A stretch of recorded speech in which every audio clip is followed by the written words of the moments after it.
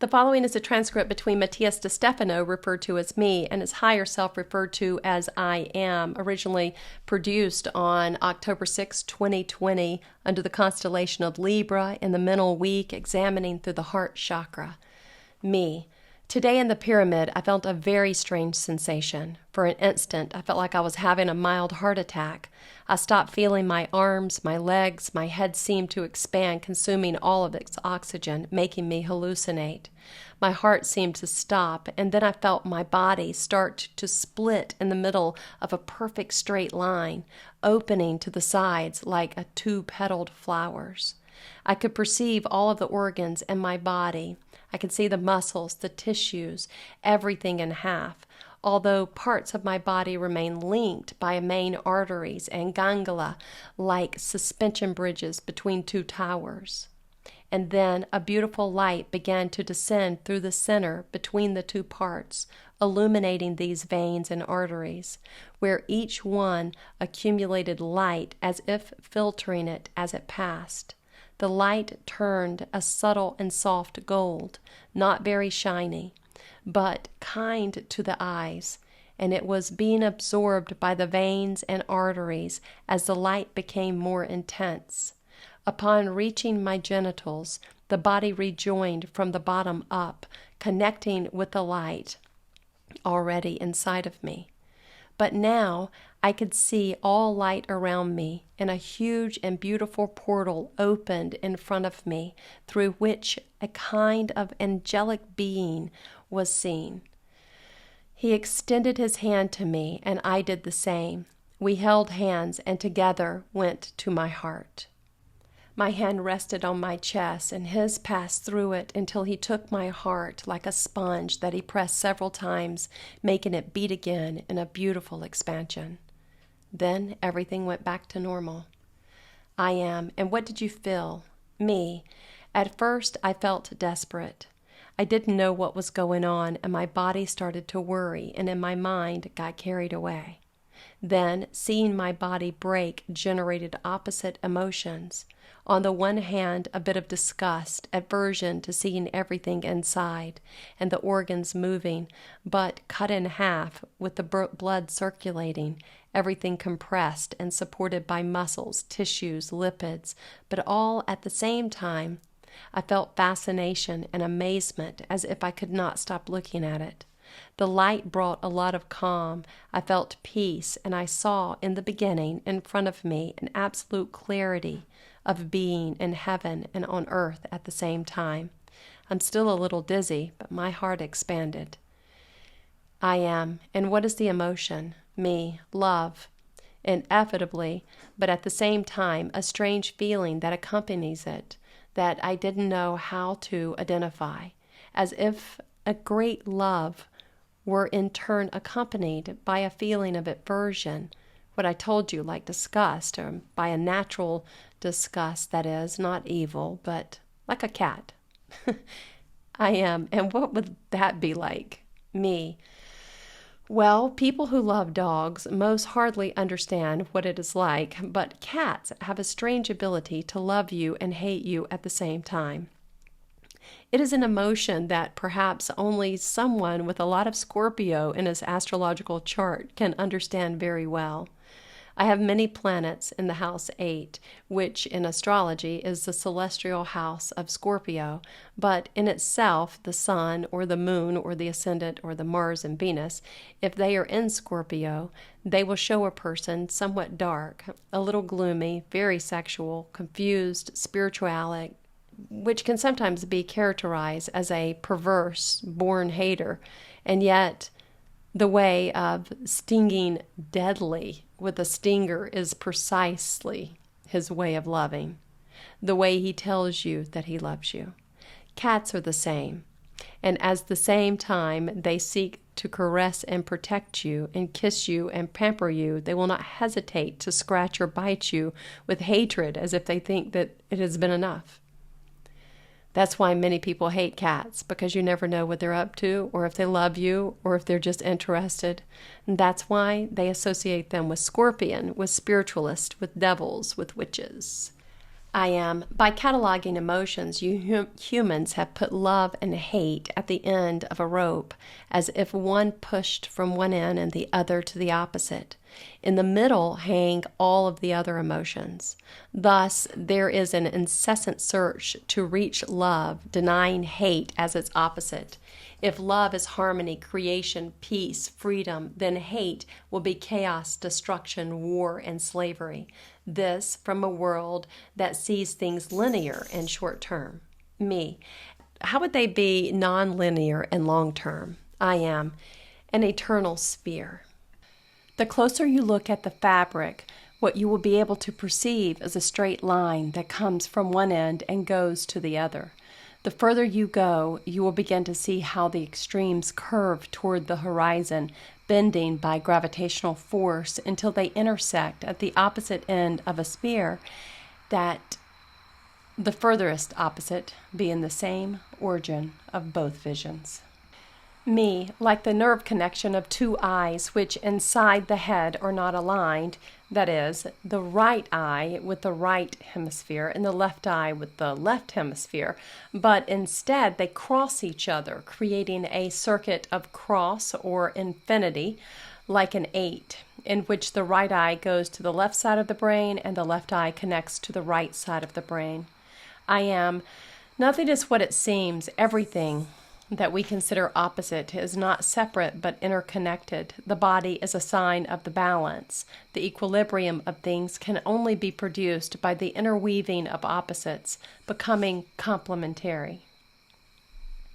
What you feel today, the body splitting in half, let you see that the two parts are fascinating, but without those connections in the middle, they would not make sense, because the right side receives the information from the left side, and the left side moves thanks to the pulses on the right side, which helps us to understand that we would not understand light without darkness, and we would not understand the idea of freedom without slavery, and there would be no way to identify good without evil, and we would not understand the idea of love without hate.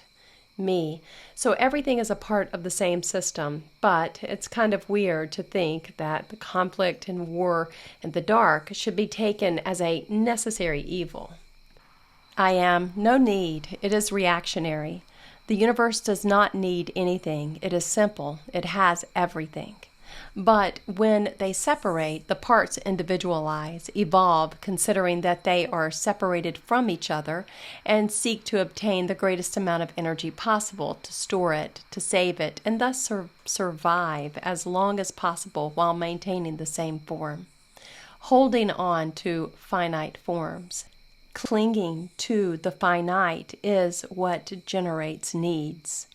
Depending on the finite imprisons the eternal. It reduces it to conditional love, to the love of dependency that enslaves souls to maintain eternal and rigid bonds, producing a kind of energetic osteoarthritis or rheumatism of spiritual foundations. It divides, it separates, it corrupts, and generates fear of what will happen if it is lost. Thus, fearful individuals begin to steal energy from others, producing an energetic violation that generates displeasure or aversion, hate.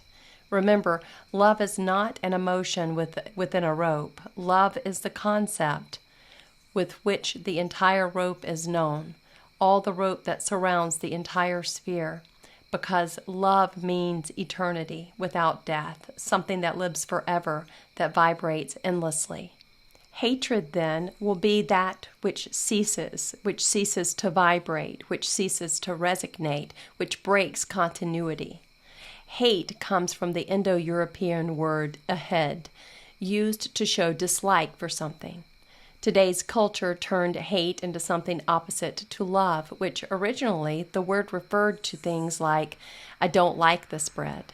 The things that taste bad, that feel bad, things that must deprive of myself, that annoy me, things that I put limitations on. The bread is not bad, but I don't like the way it's made. Me. Is hate at its source a way of setting limits? Did I understand that correctly? I am, exactly. Hate is a conceptual form of the word disgust. And when you don't like something, it doesn't mean it's wrong, it means you don't like it. Hating has become a form of judgment, of qualifying an emotion of accumulated anger against a specific being or object. If anger is an abstract concept of rage, hate is a focused concept of rage towards something. Rabia means anger, and anger comes from the root in and fathos, which means without concrete fact, that is, stupid. Something that we can relate to the origin of the word anger from the Indo-European is, which means to move quickly. A fast, foolish movement without coherence, without meaning, without understanding, undoubtedly leads to the feeling of discomfort, of disgust, which eliminates the comfort zone.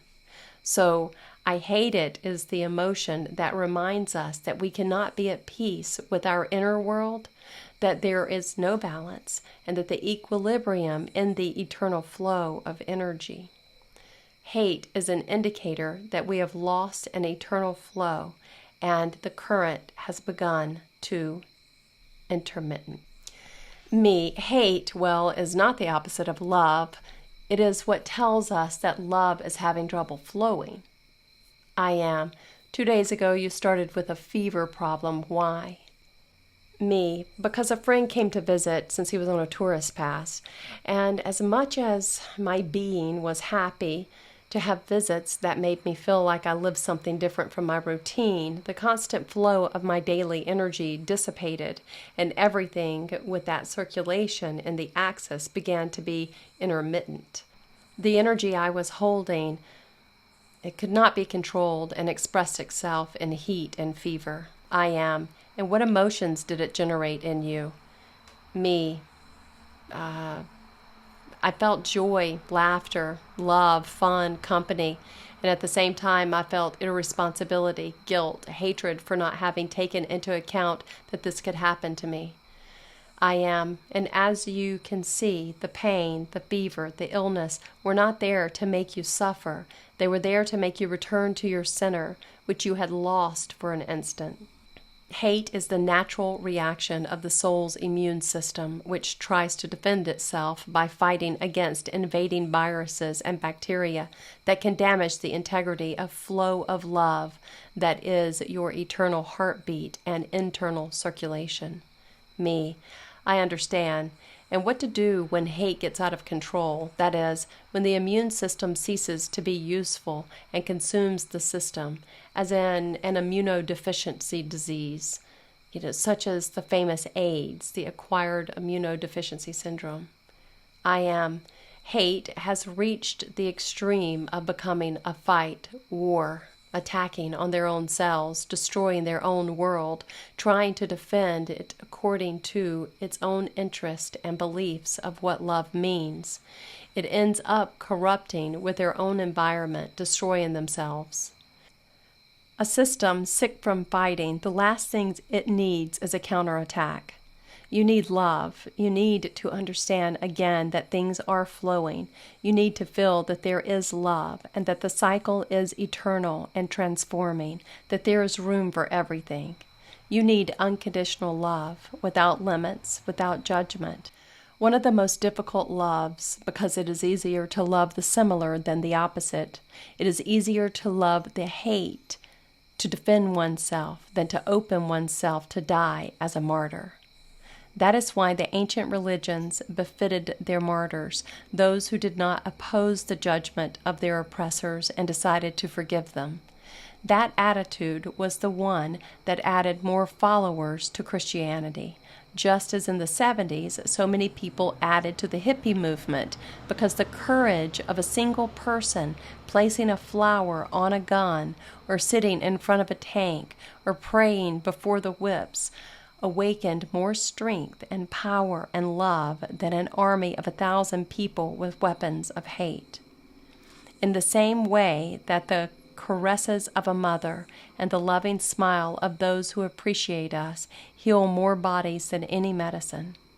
Well, the immune system, was made to hate, to defend itself from what causes disgust to our being. Hate is just a defense mechanism, and the more I seek to defend myself from the opposite, from the external, the more hatred I will generate, and the more I will allow the energy to flow free, harmonic, the more love I will feel. Me. Only love can make you free. I am. Well, now that you know that hate was the guardian of love, not its enemy, love cannot have opposites. It only has allies. There would be no love if its mere existence implied an opposite. Open your heart and recognize what you dislike, what hate tries to protect you from, and draw him wrapped in love. The eternal flow of two forces that protect each other. Me. I can recognize now that every time something bothers me and every time I have felt hatred and aversion, it was my body defending itself from something strange, like a cat, which can love and defend itself at the same time. This is my body and my subconscious, and now I understand the union of both, and I intend not to block or deny hate, but to find a way to feel more open and safe in a hostile world, bringing that safety home and flowing of love to that world. This reminds me of a classmate in Spain who was very troublesome and aggressive, but he was full of love. I could see it.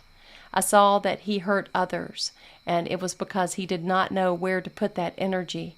So one day I asked him why he did so many bad things, why he hated everyone so much, and he told me that it's because nobody respected him, and they all thought he was stupid. So I told him that nobody is stupid if he asks for help.